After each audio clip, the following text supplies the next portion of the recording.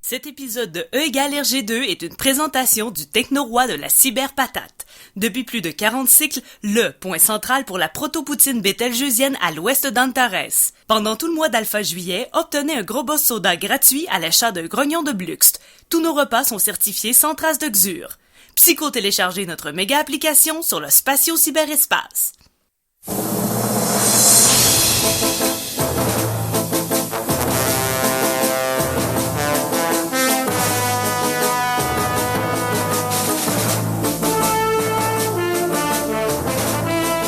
Bonsoir tout le monde, bienvenue sur CKRL 89.1, c'est l'émission E égale RG2. Tout l'été, on parle de bande dessinée sur CKRL, car bien sûr, qui dit été, dit BD. Ce soir, à l'émission, on parle de Valérian.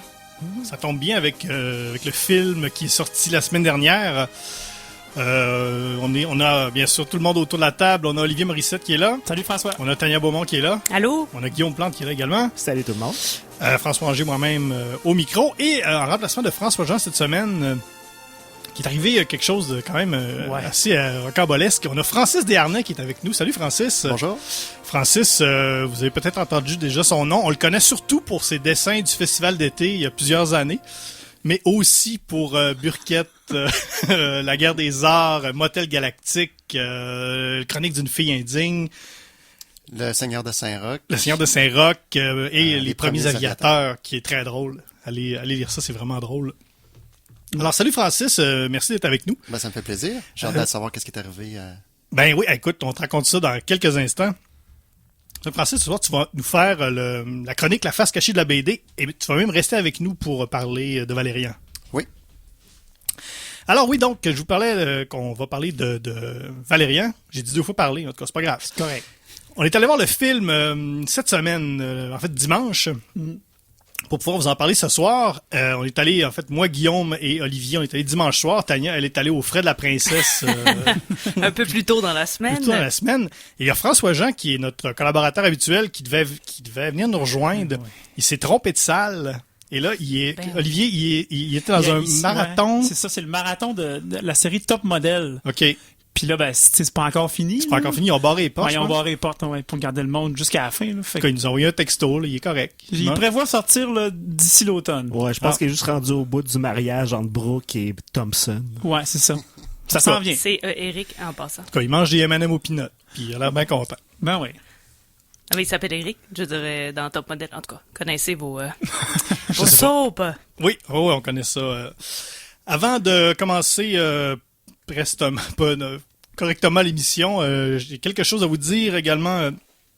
Si vous voulez nous contacter pendant l'émission, nous envoyer vos commentaires, vos suggestions, poser des questions, on a plusieurs façons de le faire. On a la page Facebook qui est facebook.com/RGCKRL, HERGECKRL. Également sur Twitter, on est disponible sur le hashtag Matraquemol. Si vous voulez réécouter nos épisodes précédents, c'est disponible bien sûr sur iTunes et Google Play.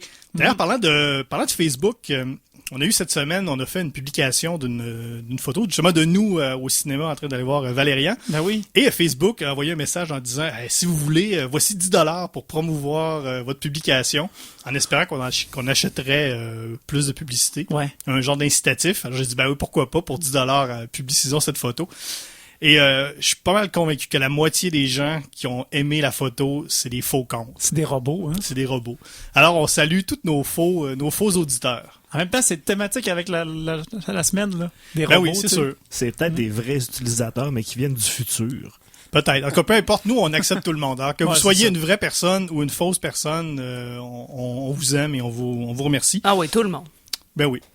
Alors, oui, ce soir, donc, je le rappelle, Valérian, ça va être en deuxième partie d'émission. Et avec Francis, on va parler, donc, dans la face cachée de la BD. Toi, t'es allé nous chercher quelque chose, genre de truc, honnêtement, je savais pas c'était quoi. Je pense pas autour de la table, quand on a vu ça, qu'on savait c'était quoi. Donc, c'est une BD qui s'appelle Mélodie, de Sylvie Rancourt, un truc de 1985. Oui, c'est ça. Ben, je suis content que vous le connaissiez pas. Fait que ça, c'est une vraie face cachée. En 85, en noir et blanc, au Québec, c'est une vraie face cachée. Tant qu'à moi, Sylvie Rancourt, c'est un peu la mère de la bande dessinée québécoise contemporaine. Parce que elle, dans le fond, c'est pas une fille qui sait vraiment dessiner. Elle dessine. Elle a vous allez voir, je vais vous le montrer. Elle a un dessin assez naïf, mais c'est surtout. Puis elle faisait pas partie d'une gang d'auteurs de bande dessinée. Elle, ce qu'elle faisait, c'était elle dansait dans les clubs. C'était une danseuse nue. Puis, à un moment donné, elle s'est dit, tiens, je vais raconter mes histoires, les choses qui m'arrivent en bande dessinée. Fait qu'elle, elle avait lu des Tintins, des Archie, tout ça, puis elle décide, OK, moi, je vais raconter mes histoires qui m'arrivent avec mon chum, puis dans mon milieu de travail, puis je vais faire des genres de fanzines, puis je vais les vendre aux clients. Fait que ça a commencé de même son histoire à Sylvie Rancourt. Fait que si on regarde un peu les dessins, vous allez voir que c'est très, très... on va montrer sur notre page Facebook. C'est très naïf. Ouais, c'est ça. Vraiment très naïf. C'est très... C'est pas... on peut pas dire que c'est une virtuose du dessin. Ceci dit, ces histoires sont bien racontées. Quand on se perd pas dans le fait que le dessin est pas très élaboré. On arrive à bien suivre puis on arrive à embarquer dans ces histoires. Parce que c'est pas très en fait c'est pas très différent de ce qui se fait aujourd'hui dans l'espèce de BD auto-fiction. Parfois le dessin est pas nécessairement extraordinaire. Parfois même c'est fait on voit que c'est fait assez rapidement. Mais ça n'empêche pas que il y a beaucoup de ces BD là aujourd'hui qui sont considérés comme des chefs-d'œuvre. Exactement. Ouais. C'est pour ça que je dis qu'un peu à l'annonce qui s'en vient. Parce qu'en 85, déjà, des filles qui font de la bande dessinée, il n'y en a pas des tonnes. Il n'y en a pas des tonnes. C'était peut-être même une des seules. Des filles qui font des auteurs, des autrices qui racontent leur vie en bande dessinée. Ça non plus, c'était vraiment pas courant au Québec. À l'époque, on était, ce qui se faisait dans les années 80, c'était d'essayer un peu on s'alignait un peu sur la France ou sur les États-Unis pour raconter des histoires de héros puis de héroïnes. Il y avait Crow. Il y avait Crow, mais il y avait pas vraiment d'autobio dans Crow. Non. Fait que elle, out of nowhere, elle raconte ses histoires puis elle les distribue. Dans son petit réseau, dans les clubs où elle danse. Puis, à un moment donné, elle approche un distributeur. Elle se dit, j'aimerais ça que mes histoires soient propagées partout, tu sais. Sauf que là, le distributeur, il dit, ouais, mais là, toi, tes affaires sont photocopiées, brochées, un peu tout croche. Je suis pas sûr que j'ai envie de distribuer ça, tu sais, puis t'en as pas assez. Fait qu'elle dit, OK. Fait que là, elle demande à un client qui venait la voir, puis qui dessinait, qui s'appelait Jacques Boivin. Il disait, hey, peux-tu me faire des pages couverture? Fait que lui, il a fait des pages couverture. Fait qu'ils ont fait un format plus magazine, plus beau, puis ils en ont tiré quelque chose comme 5000 copies. À partir de là, le distributeur en a mis un peu partout au Québec. Puis il y a des gens aux États-Unis qui se sont bien intéressés. Fait que ça s'est mis à rouler son affaire. Fait qu'elle s'est mis à avoir une série qui était probablement plus populaire aux États-Unis. Puis à un moment donné, Jacques Boivin est le dessinateur qui s'est mis à dessiner les aventures de Mélodie. Toujours inspiré de ces histoires. Mais celle que tu nous montres, c'est elle-même. C'est la BD originale. Oui, c'est ça. C'est un recueil de ses premiers magazines où c'est tout elle qui fait qui fait le dessin et le scénario. Ça a été publié, ce recueil-là, par Ego Comics, un éditeur français. Ou belge, mais je pense pas mal c'est français. Puis Sylvie Rancourt, mine de rien, est dans le dictionnaire de la bande dessinée. Tu sais.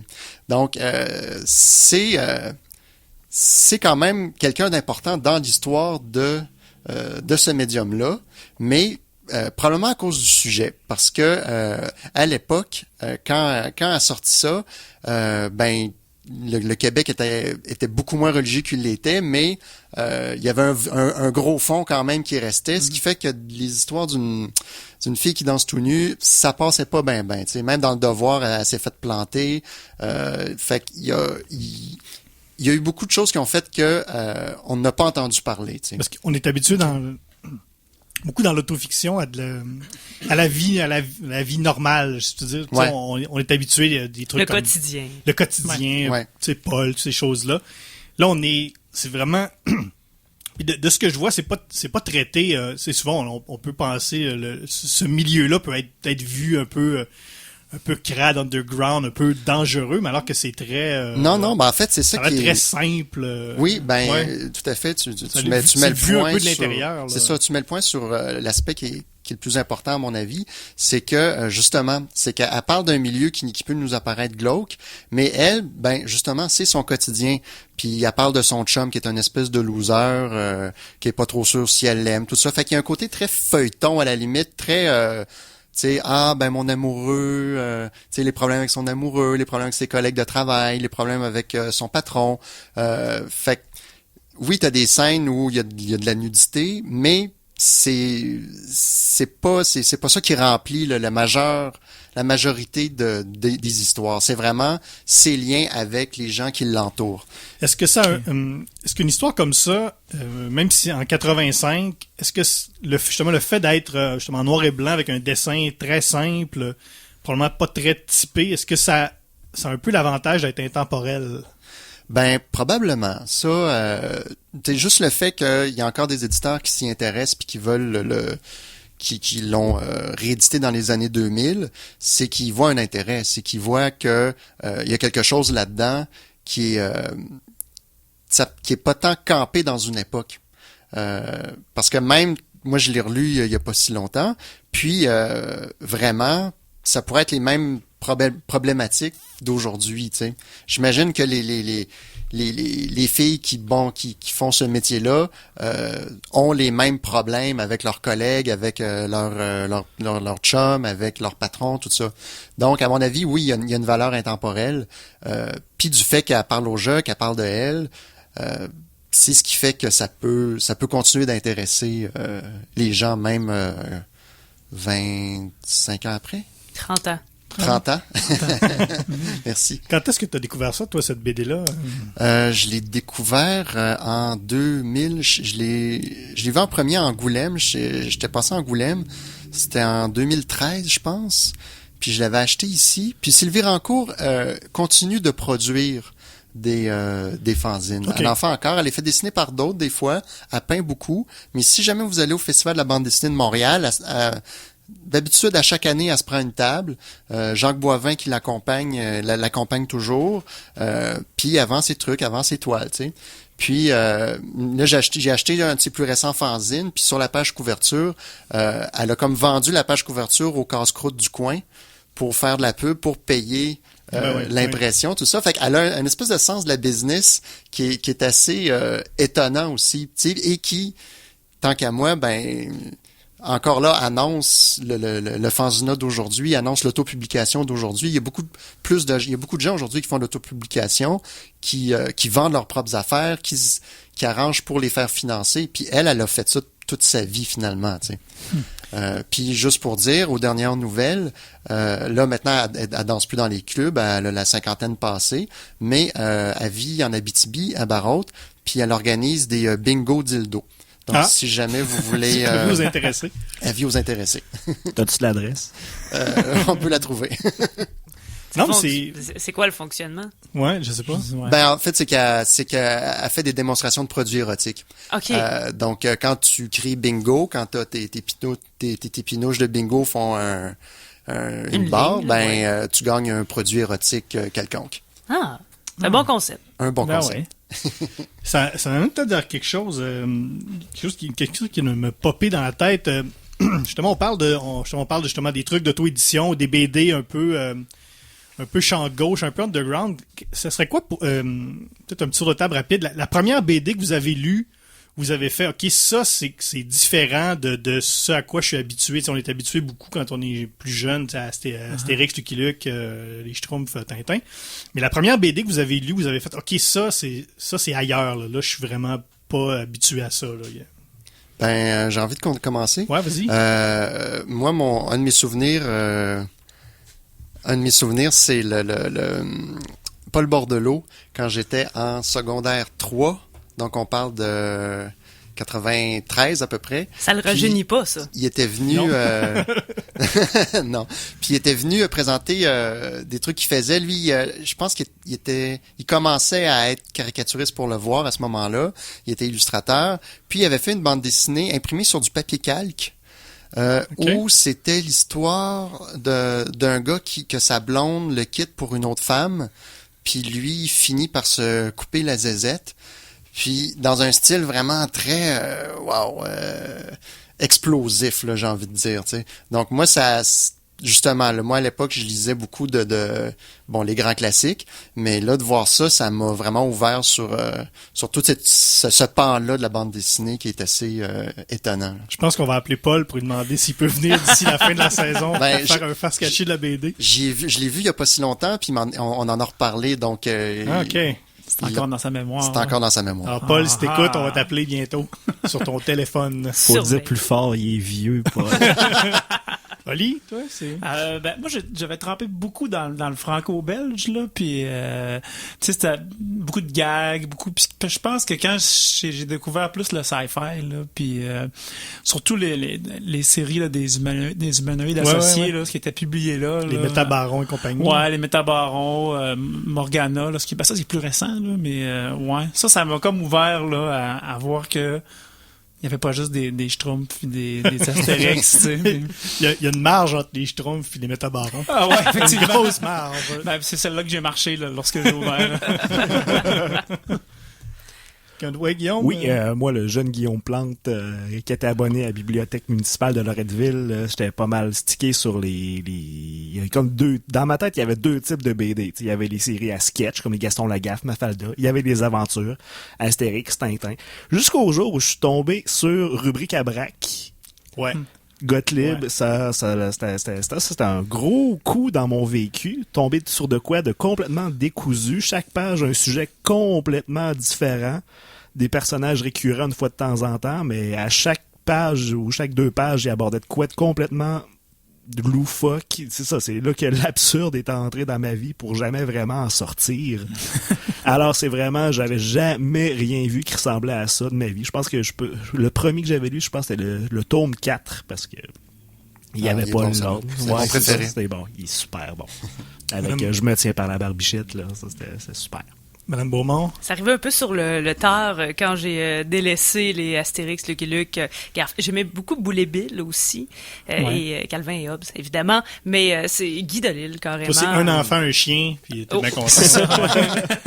Un chien ou un animal. Un chat tout seul, ça me va aussi, tu sais, pour Garfield. Mais Guy Delisle, carrément, où là, j'ai accroché au style littéraire, disons, de la bande dessinée, et même au genre, on parlait d'autofiction tout à l'heure, de bande dessinée reportage, c'est un style que j'aime encore beaucoup, et c'est vraiment à ce moment-là que j'ai accroché à la bande dessinée, là, c'est en plongeant dans l'univers et dans l'histoire de Guy Delisle.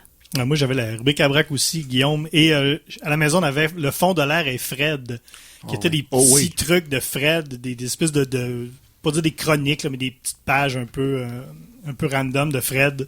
Je l'ai encore d'ailleurs. Ça, je disais ça, je comprenais pas trop ce qui se passait, mais tu sais, c'était clairement pas du Astérix, là. C'était complètement extraterrestre. Y a quelqu'un qui a déjà lu Magic Palace Hotel de Fred? Non. Si vous tombez là-dessus, à mon avis, ils l'ont à la bibliothèque, là. Puis c'est un voyageur qui va d'une chambre d'hôtel à l'autre pour chercher je me souviens plus quoi. Et évidemment, chaque chambre il se passe de quoi, là, tu sais, quand on connaît Fred, là. Mais ça a été un de mes chocs, là, je dirais, en restant dans le franco-belge, là, si ça donne, là. C'est bon, on va tout le réserver en même temps. C'est ça. Ça va prendre 8 semaines. La seule copie. Ah ben cool, bon, merci Francis de cette présentation-là. Donc, Mélodie de Sylvie Rancourt à la face cachée de la BD. Très intéressant et complètement différent de ce qu'on a fait depuis le début de la saison. On aime ça comme ça, c'est ça la face cachée. Alors Paul Bordelot, je rappelle, on t'attend. Alors, après la chanson, on s'en va dans l'espace avec Valérian et Laureline. Et pour nous accompagner, voici Thomas Fersen et Cosmos.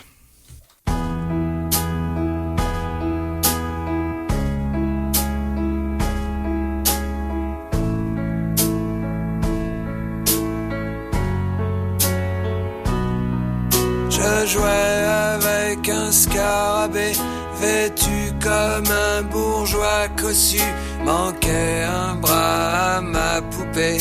Quelqu'un avait marché dessus. Je berçais mon petit mannequin, j'y chantais dans mon petit quinquin. Le scarabée va faire dodo pendant que maman fait du gâteau.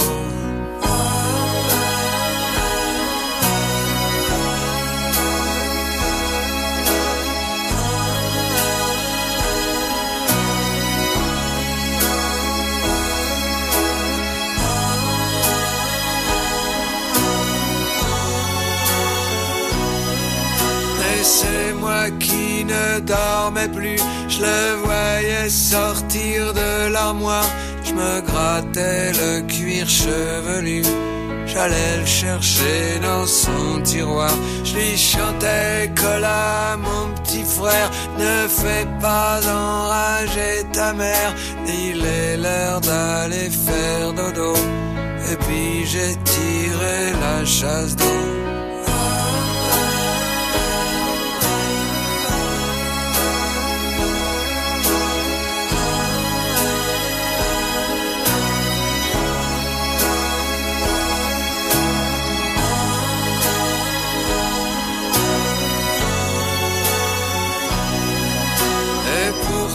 Mon petit dormeur semblait réapparaître ailleurs quand on le croyait dans la fosse ou quelque part dans le cosmos. Quelque part dans le cosmos.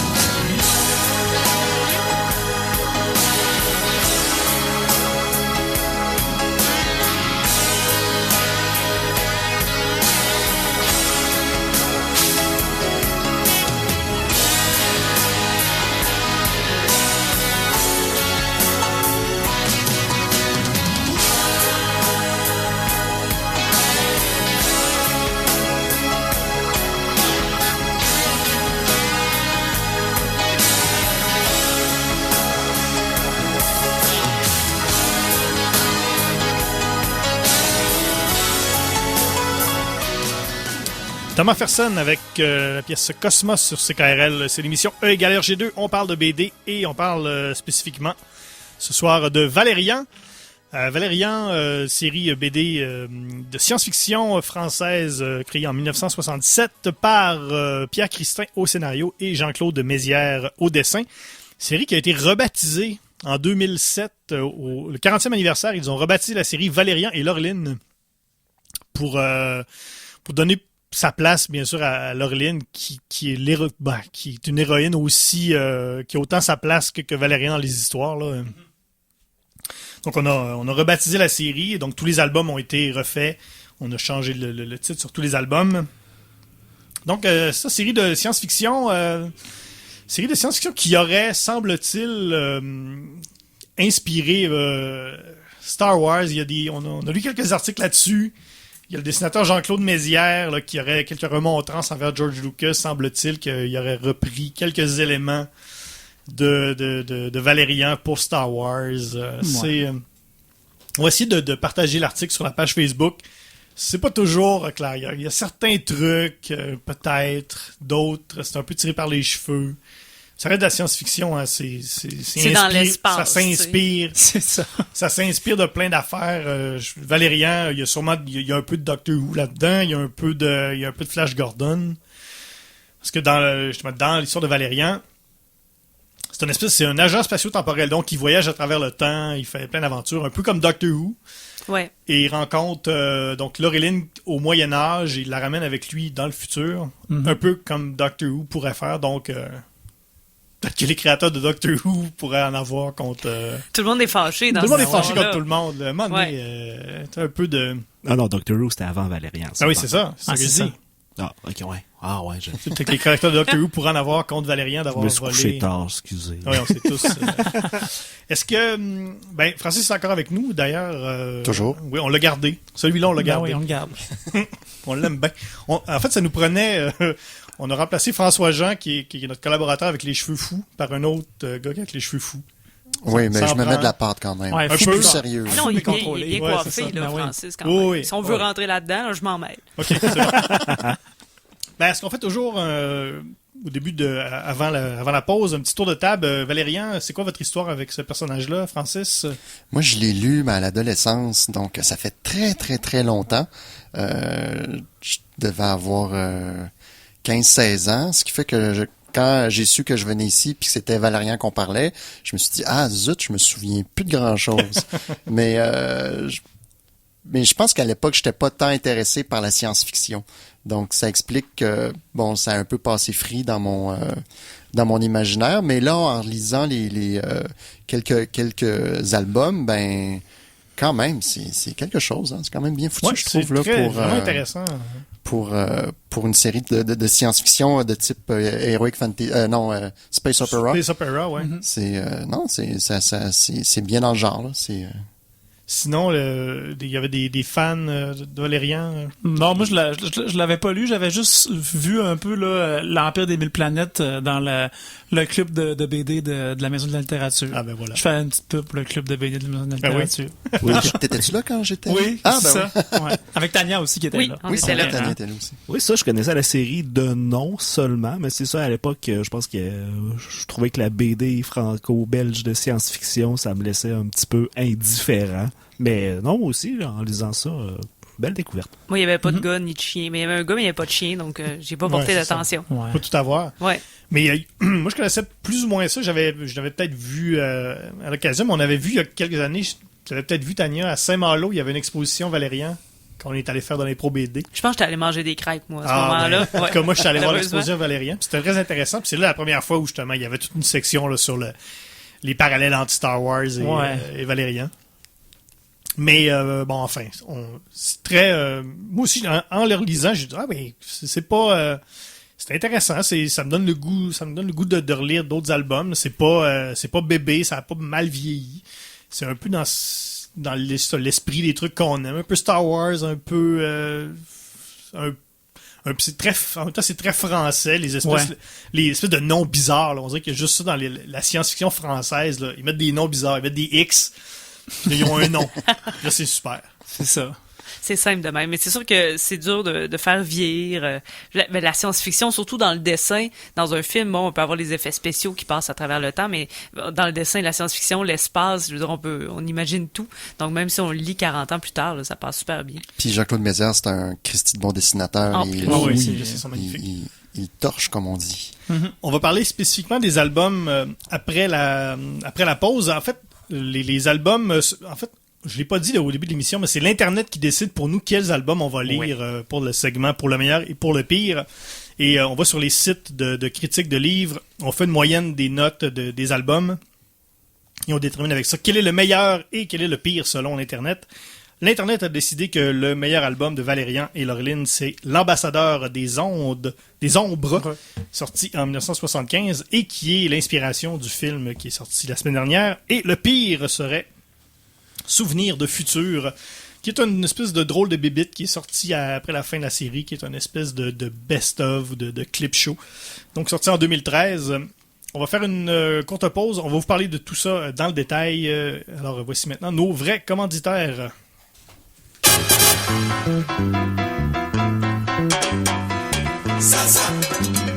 CKRL 89.1 Québec.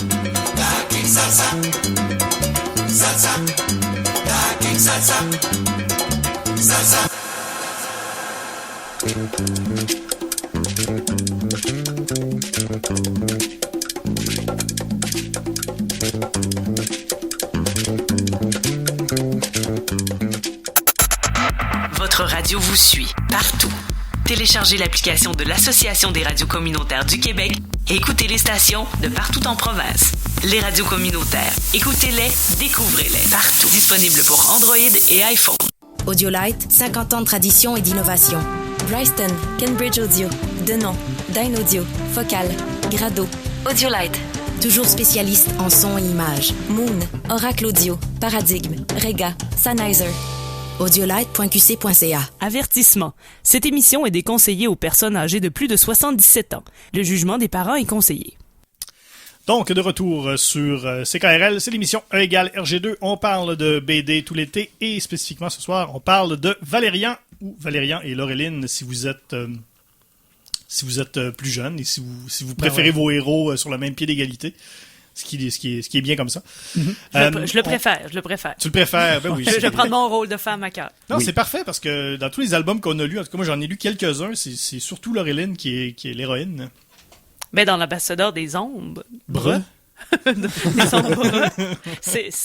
En tout cas, moi j'ai trouvé que c'était l'aventure de Laureline, justement. Oui, Oui, vraiment. Ce qui est pas Valérian, il est disparu. Ce qui n'est pas le cas dans le film. Non, c'est on notre a... histoire. Hein? En tout cas, partez-moi pas là-dessus. Ah non. OK. Ben, on va te partir parce qu'on va en parler.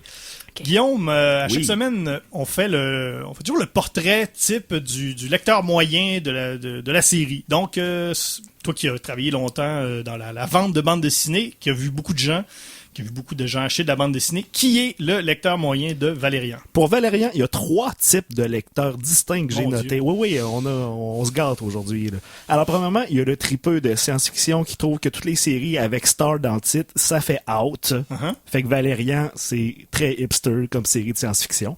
Peut-être un peu moins à ça qu'un film qui est sorti. Il y a aussi des voyageurs dans le temps qui achètent beaucoup les Valérians, sauf qu'eux autres, ils ont de la misère parce qu'ils payent par crédit ou en chèque personnel qui rebondit parce qu'ils ne sont pas encore nés. Et le 3e type, c'est des naturopathes un peu mélangés qui font bouillir les albums, faire de la tisane de Valérian. Non. T'as osé. Se coucher tard, hier. Alors, encore une fois, je reconnais beaucoup de gens là-dedans. Ouais, on place des mondes. On en connaît. Ah oui. Donc, le meilleur album, L'Ambassadeur des Ombres. Album sorti en 1975. Un album qui se passe dans une espèce de station spatiale. On comprend que c'est une station spatiale qui a été créée à partir de plein de morceaux de civilisation qui se rendaient là. À chaque fois qu'une civilisation arrivait sur la station spatiale, rajoutait un petit bout de sa civilisation, ça s'est formé, c'est devenu une espèce d'immense station spatiale. C'est un potluck monde. Ouais. Spatio-temporel. Exactement. Une espèce de ça devient une espèce de Nations Unies de l'espace. Ça a peut-être même inspiré je sais pas si vous avez vu la série Babylon 5, qui est un peu ça aussi, une espèce de Nations Unies de l'espace. Donc il y a peut-être une influence là encore. Comme quoi, tout le monde influence tout le monde. Donc c'est un peu ça. Et là il y a un ambassadeur qui débarque qui vient prononcer une allocution devant cette espèce de Nations Unies de l'espace. Il disparaît, il se fait kidnapper, et là, Valérian part à sa recherche, lui aussi, il disparaît, et là, justement, c'est l'héroïne, Laureline, qui doit le secourir, et donc, dans le fond, c'est un peu un prétexte pour rencontrer justement toutes sortes de civilisations, pour dessiner toutes sortes d'extraterrestres, de créatures. C'est un peu ça, l'histoire, là. En gros, c'est ça, c'est un prétexte pour faire toutes sortes d'affaires un peu pétées, mettre des X partout. Ouais. Parce que ça fait un peu rallye, tu sais. Ouais, c'est ça. Chasse au trésor, j'allais dire. Ouais. J'ai besoin d'aller à un endroit pour avoir un indice. Là, on sera à un autre endroit. J'ai un autre indice qui va me mener à un autre endroit. C'est un peu ça tout le long de la BD. Dans le fond, t'aurais pu remplacer l'ambassadeur par Carmen Sandiego, puis on s'en serait rendu au même. Là. Je pense que Carmen Sandiego est inspirée aussi de Valérian. Non, ben là, Ça tout part de là. Jean-Claude sera pas content. Il y a plein. C'est ça, c'est une espèce de fouillis de toutes sortes de bonnes idées, comme justement l'espèce de bibite qui est le transmuteur. Ça, c'est vraiment un nom. C'est un nom parfait de science-fiction française. Le transmuteur grognon de Bluxt. Ouais. Écoute, il n'y a pas plus science-fiction française que ça comme nom. Qui est une espèce de bestiole. Si tu lui donnes une perle à Guillaume, dis-le moi, je suis pas capable. Le transmuteur grognon de Bluxt. Ouais. Non, Qu'est-ce mais. qu'il fait? Qu'est-ce qu'il fait, Lorsqu'une Guillaume? fois qu'il a mangé de la Dis-le, perle. là. Ben, Qu'est-ce qui arrive? faut moins que je Ouais, le c'est dise. toi là. qui Moi, dis, je là. peux le dire au pire, ça me dérange pas. Tu sais, quand tu quêtes 20$ à tes parents, là, Ouais. pis il dit, hey, j'en chie dessus des 20$, ben, le transmuteur grognon Grognon. de Blux, il en chie des 20$. Ben, il c'est mange une perle, il en chie 1000. Ben, c'est carrément Mais c'est ça. On peut pas le dire Écoute, autrement. soyons francs, c'est ça. C'est exactement ça. C'est complètement pété. Et justement, Laureline se sert des perles pour donner de l'argent.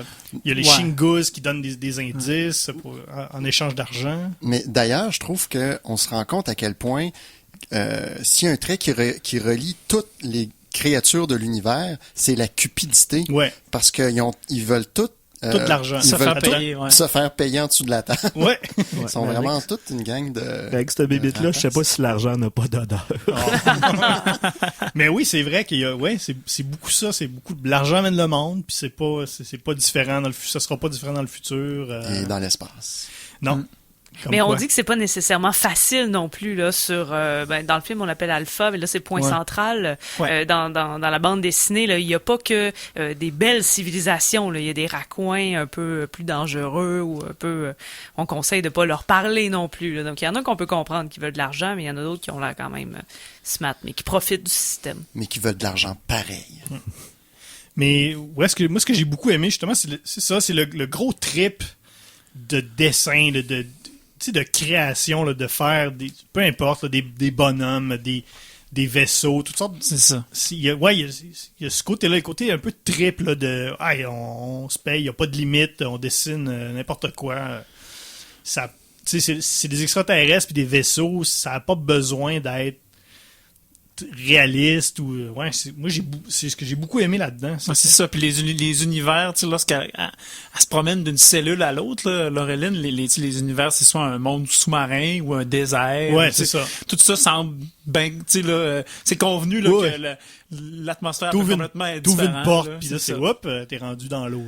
Mais Ouais, c'est pour ça. un univers vraiment éclaté, j'ai quand même trouvé, je peux pas dire que c'était groundé, mais c'était réaliste. Je veux dire, il y a rien qui avait l'air tiré par les cheveux comme les extraterrestres.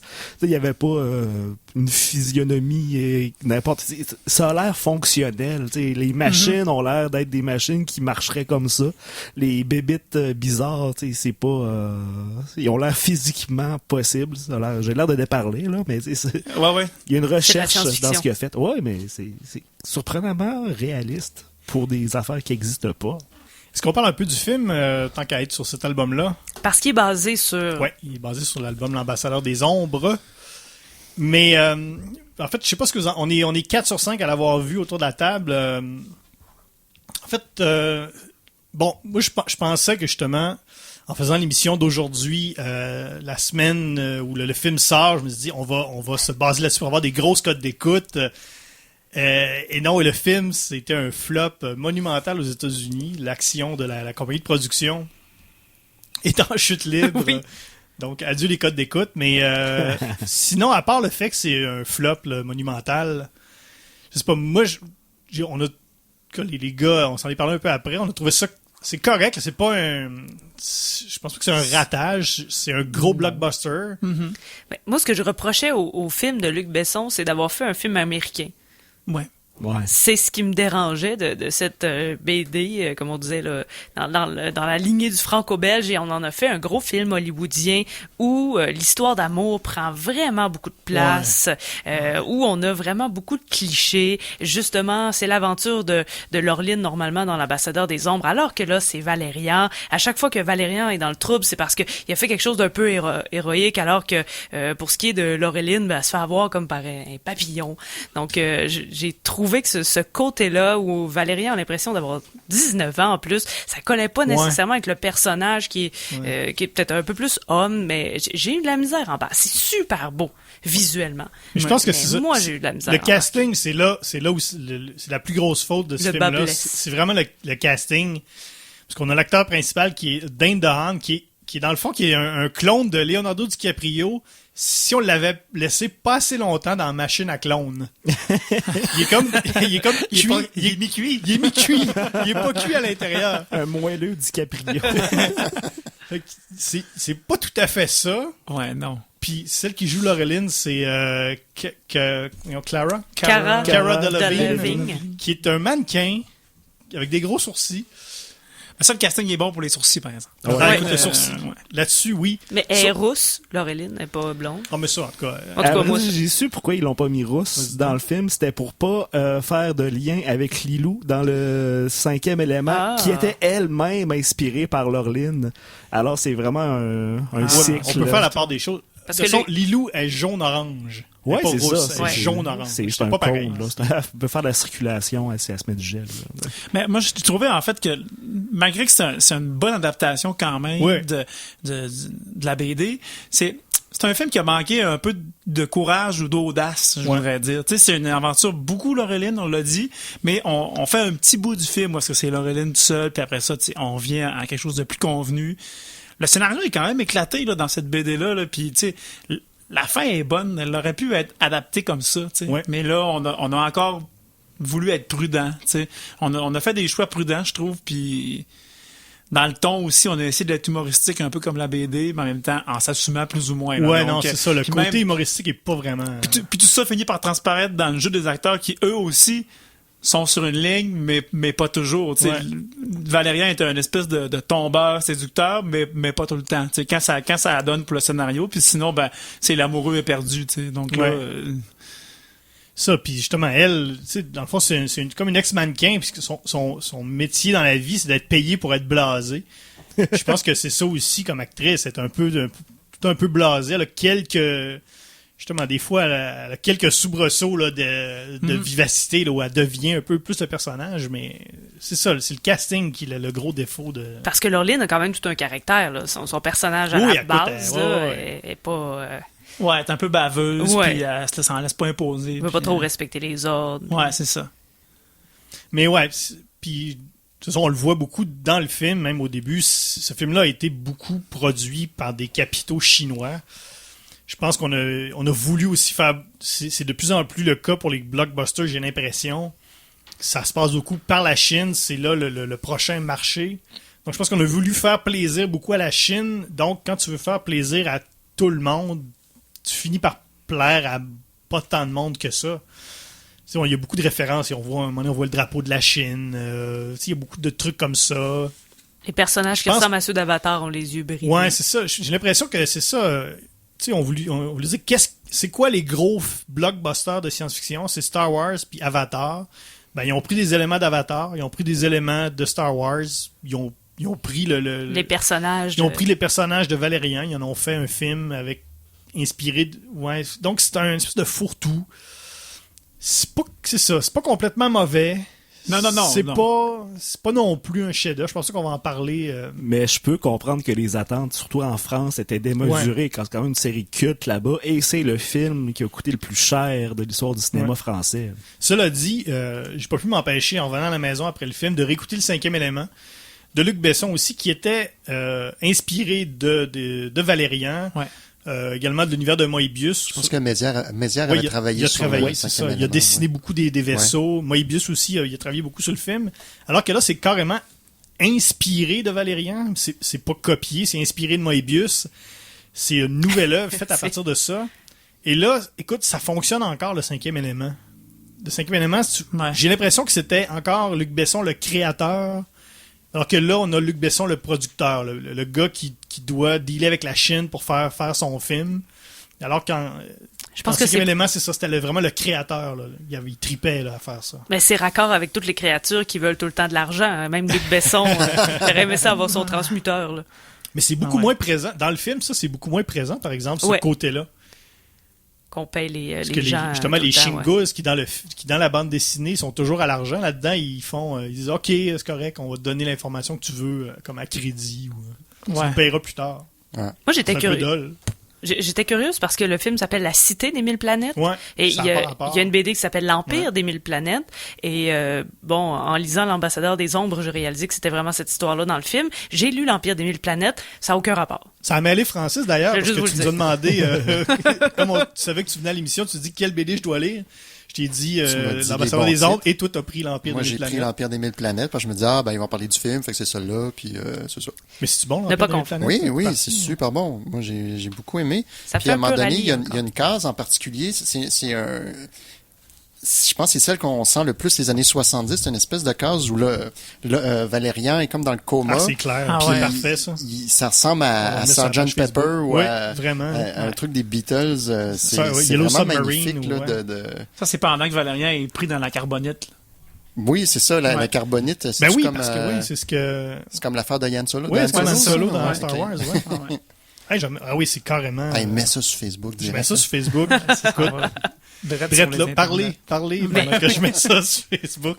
Mais j'ai trouvé que ça faisait un peu rallye aussi, ou chasse au trésor dans l'Empire des Mille Planètes. On partait quand Bon, même c'est de... tout le temps ça. Ben, on avait une quête principale, oui, mais là, on allait à une place, et puis on revenait, puis là, on passait par un monde, puis on passait pour l'autre. Ben, tu sais, quand on était au secondaire, là, puis qu'ils nous expliquaient comment faire des Schéma narratif. schémas narratifs, t'avais l'introduction, t'avais la conclusion, puis entre les deux, c'était les péripéties. péripéties. Un, Fait que, 2 tu sais, et 3.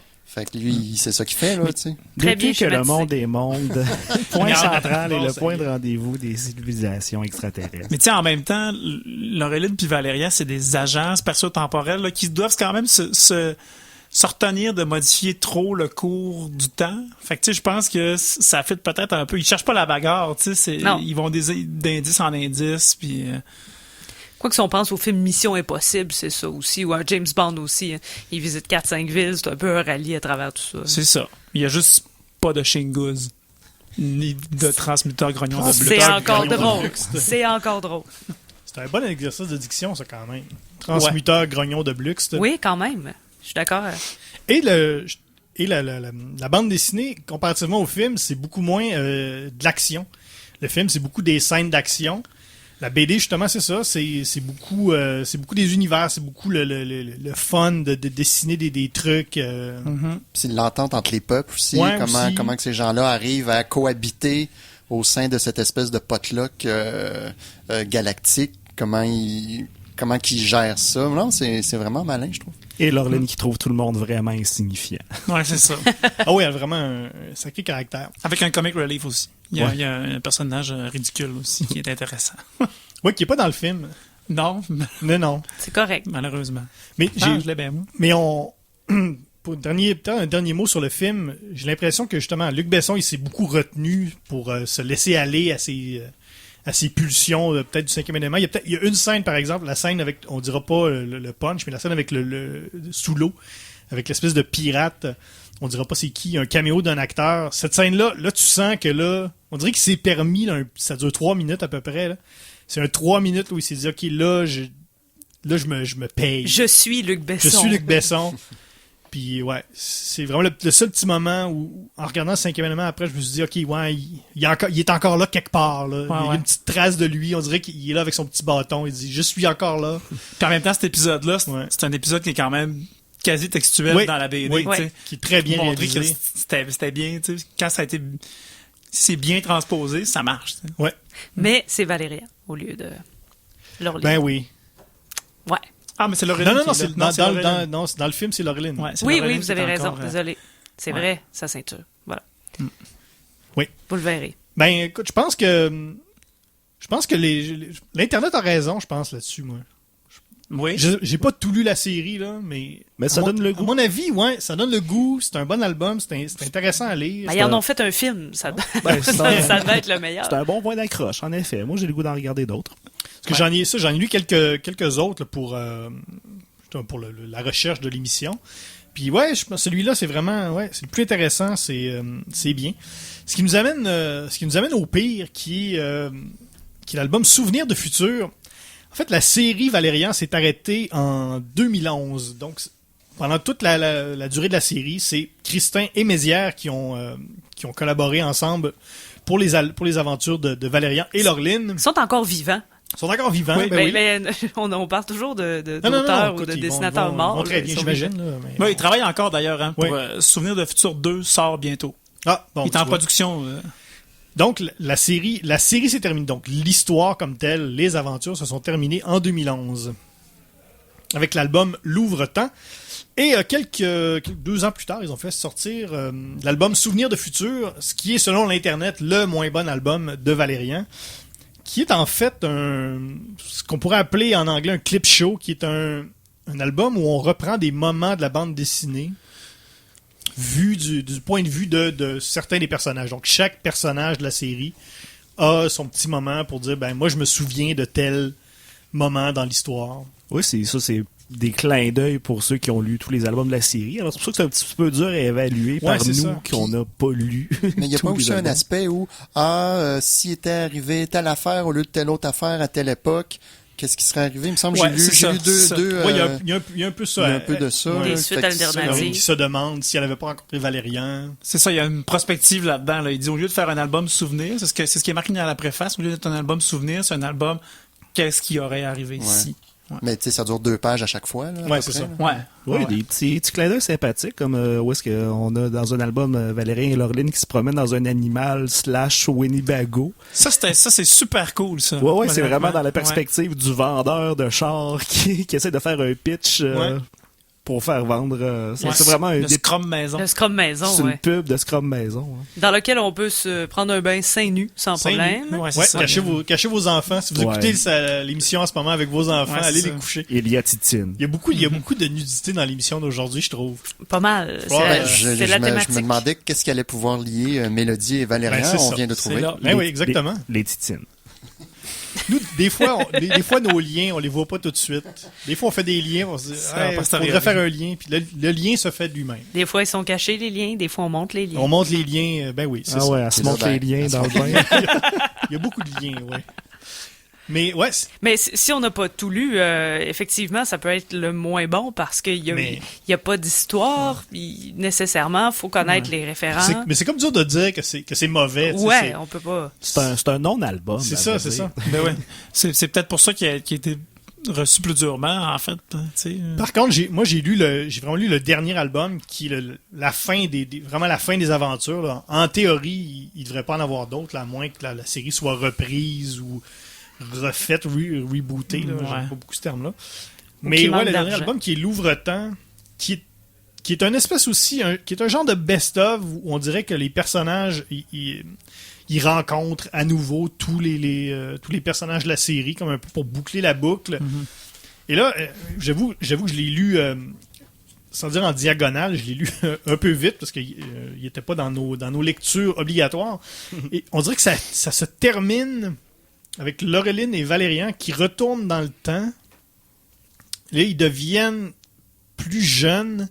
Ils redeviennent comme des enfants. Ils se font adopter par un des personnages de la série. Et là, ils redeviennent des enfants, mais un peu comme frères et sœurs, mais dans la série, ils sont amants. Ça, c'est weird. Faudrait comme Star probablement que je Wars. le relise encore. Mais selon l'Internet... Ouais. Ben, on y revient un Ouais. peu. Là, Mais selon l'Internet... selon Internet, ce serait le deuxième moins bon album. Donc, Le dernier. le dernier aussi. Ouais. Donc, je sais pas, faudrait que je le relise, mais ouais, j'avoue que la fin m'a laissé un peu pantois. Enfin. Mais sinon, ouais, Valérian, une belle découverte. Je suis bien content d'avoir lu ça Découverte de cette semaine. 50 ans. Oui. Ben écoute, il est jamais trop tard. Jamais. D'ailleurs, merci tout spécial à la Bibliothèque de Québec Qui nous- j'avais fait la réservation de l'album il y a déjà peut-être 2 semaines et je l'ai reçu tantôt avant l'émission. Donc je suis allé le chercher juste avant de venir. Heureusement qu'on a d'autres moyens. C'est de ma faute parce que je l'ai pris. Ben oui, c'est ça, on Ben se oui. bat toutes on est 5 à se battre pour 3 albums dans la S'il bibliothèque. s'il vous plaît, ne louez pas les bandes Non. dessinées dont on va parler la semaine prochaine. On en a besoin. Ouais. Laissez-nous-les. Ok, C'est pour ça qu'on vous le dit en milieu de semaine. vous les lirez une autre fois. C'est pour ça que la semaine prochaine, on dit pas qu'est-ce qu'on fait. On le dit pas. On le dit pas parce qu'on veut pas que les gens aillent prendre des bandes dessinées. Oh, c'est pas grave, j'ai déjà mes albums. Ah, ça y est. Bon. Je suis égoïste. C'est ma date de fête, en tout cas. Ouais, donc, ouais, Valérian, bonne découverte. Oui, je Oui. recommande. Bonne série. On recommande à tous. On a toujours, Francis, on va peut-être te laisser, on va le faire avant pour te donner, parce qu'on a, J'ai pas encore compris. On a à l'émission un goniomètre, Oui, oui. qui est Guillaume, un goniomètre, ça. Ça mesure les gognos. Donc, on a un goniomètre, et dans le goniomètre, on met des gonios, donc qui est le nombre de gonios qu'on décerne à chaque album. Et à la fin de la saison, on va arriver à un résultat. Wow! Peu importe, là. Il va y avoir un résultat. Donc, on a tous un nombre de gonios alloués. Moi, j'en ai presque plus. Olivier, Ouais. combien de gonios donc tu donnes à l'ambassadeur des ombres et à Souvenirs de Futur? Ouais, ben là, je fais une petite passe-passe. Je donne un gogno, mais je le donne au transmetteur.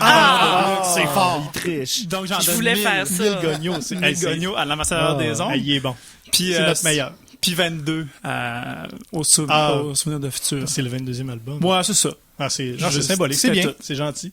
Tania? Ben, je suis un peu déçu parce que je voulais aussi me servir du transmuteur pour mes gognos. Disponible. Il y a encore de l'énergie dedans. Tiens, je peux te le prêter si tu veux. C'est gentil, mais je veux pas l'épuiser, ce pauvre transmuteur. Mais, Il y a plein de gognos dans les tiers. ben, tiens, moi, je vais donner 1000 gognos. Parce que c'est l'Empire des 1000 planètes, entre autres. Et pour souvenir du futur, je vais en donner 13. OK. Ah, OK. 2000 gognos pour l'ambassadeur des ombres et ouais, ben, j'ai quand même trouvé ça sympathique, là. Mais ça va être un modeste 75 gognos. Alors, ouais, ben moi, écoute, j'avais presque plus de gognos, mais comme j'ai dit, je suis allé en acheter. Ouais, c'est ça. Je suis allé en racheter, donc j'en ai plein. Je donne, écoute, j'y vais, là, 3 millions de gognos. Oh, pour wow. les ombres. C'est pour ça que Écoute, tu au l'as yard, vu. au yard, oui, regarde, là, la saison Gaspille-les achève. pas. Et je donne 22 gognos aussi, donc, à Souvenir de Futur. Futur. Guillaume, avant de se laisser, donc les gens veulent lire un Valérien et ils veulent également boire un bon breuvage avec ça. Qu'est-ce Bien qu'on sûr. boit? Alors, la pastille de goût pour Valérian, c'est spatio et temporel. Et bien sûr, le breuvage le plus approprié pour ça, je suggère un cyberverre d'Aqua Breuvage. Ah. Et ici, à la maison, vous avez un soda stream, vous pouvez y ajouter plein de techno-bubbles. OK. Ah, c'est Cool. bon? Oui. Excellent, ça. Écoute, merci Guillaume. La semaine prochaine, on le dit, c'est 13. Ouais, on fait Fait que, 13. on va vendre une punch, c'est 13. Ah ouais. Alors, allez chercher. On dit pas desquels, par exemple. Non, on le dira Allez pas. pas chercher les 13 à la bibliothèque, on en a besoin. Ouais. Alors, Guillaume Plante, merci beaucoup. Merci à vous. Tania Beaumont, merci beaucoup. Ça fait plaisir. Olivier Morissette, merci beaucoup. Merci. Francis Desharnais, merci. Merci d'avoir été là. l'invitation. Ton prochain album, c'est quand? À m'emmener. Ah, super. Alors, on suivait ça.